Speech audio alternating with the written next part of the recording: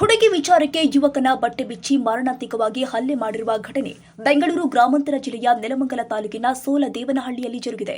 ಹಲ್ಲೆಗೊಳಗಾದ ಯುವಕನನ್ನ ಕುಶಾಲ್ ಎಂದು ಗುರುತಿಸಲಾಗಿದೆ. ಇನ್ನು ಘಟನೆ ಸಂಬಂಧ 4 ಆರೋಪಿಗಳನ್ನ ಸೋಲದೇವನಹಳ್ಳಿ ಠಾಣೆ ಪೊಲೀಸರು ಅರೆಸ್ಟ್ ಮಾಡಿದ್ದಾರೆ.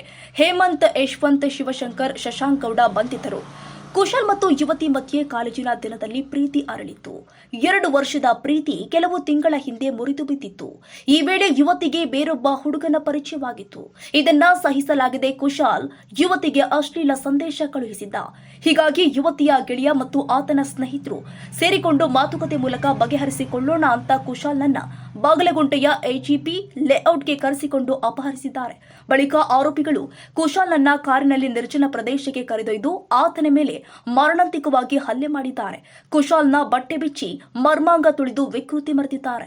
ಸೋಲದೇವನಹಳ್ಳಿ ಪೊಲೀಸ್ ಠಾಣೆಯಲ್ಲಿ ಪ್ರಕರಣ ದಾಖಲಾಗಿದೆ.